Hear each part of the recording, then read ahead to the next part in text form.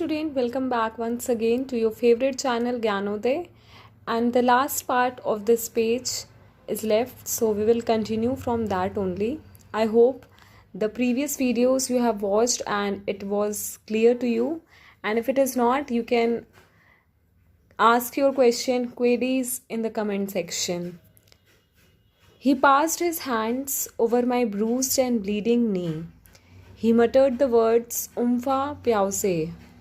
For a second, all the shouting and crying noises in the background faded, as if I was sitting in a seashell, inside a seashell, and could hear them all, but from a long way away.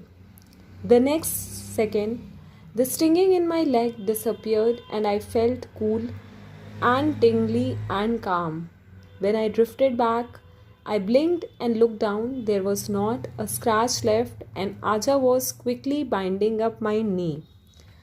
So, Avi here tells that how his grandfather or his Aja was healing up his wounded knees. उसके घुटने पे जो चोट लगी थी वो कैसे उसकी मरहम पट्टी कर रहे थे, और मरहम पट्टी करने के दौरान ही उन्होंने अपने मुंह से धीरे से बोला. मटर्ड मतलब होता है कोई चीज़ धीरे से बोलना.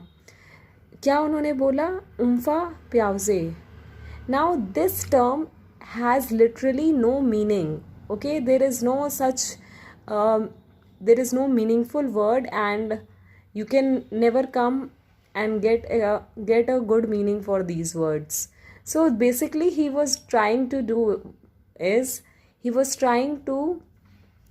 draw his attention from his injury to something else. वो उसका ध्यान भटकाना चाहते थे, और ध्यान भटकाने के लिए उन्होंने कुछ ऐसा बोला जिससे उसका दिमाग उस वर्ड पे जाए, ना कि उसके अपने चोट पे रहे.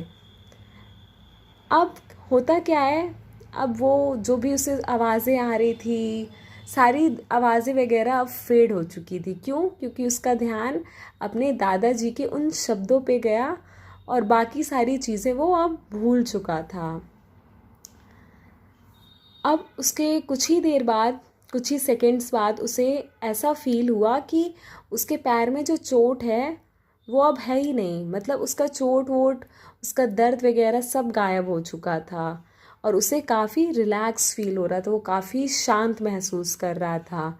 फिर जब वो अपने चोट वगैरह के दर्द से बाहर आ चुका था, उसने अपने घुटने की तरफ ध्यान दिया, तो देखा कि जो उसके दादू थे वो पूरा अच्छे से मरहम पट्टी कर